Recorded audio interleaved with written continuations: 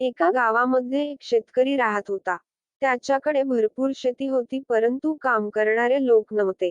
कारण त्या गावात सारखे वादळ यायचे आणि संपूर्ण पीक नष्ट व्हायचे. वादळामुळे दुसऱ्या दिवशी लोकांना जास्त काम करावे लागत होते.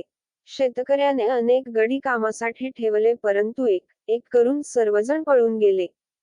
एके दिवशी शेतकऱ्याने शहरात जाऊन वर्तमानपत्रामध्ये शेतीसाठी काम करणारा गडी हवा आहे अशी जाहिरात दिली.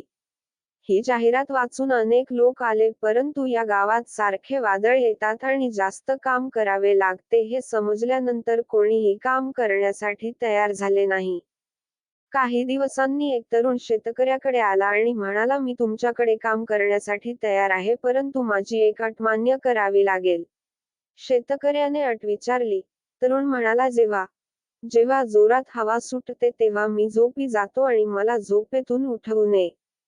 शेतकरी ठीक आहे म्हणाला. तरुण शेतकऱ्याच्या शेतामध्ये काम करू लागला.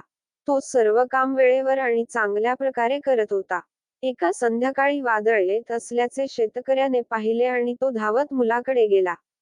मुलगा खोलीत झोपलेला होता. शेतकऱ्याने त्याला उठवले आणि म्हणाला, वादळ येणार आहे. बाहेर जोराचा वारा सुटला आहे.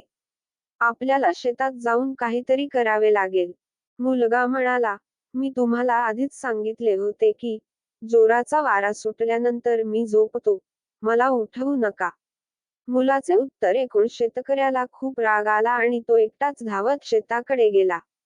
तेथे पोहोचल्यानंतर त्याला शेतामध्ये पिकाच्या पेंड्या बांधून ठेवलेल्या दिसल्या.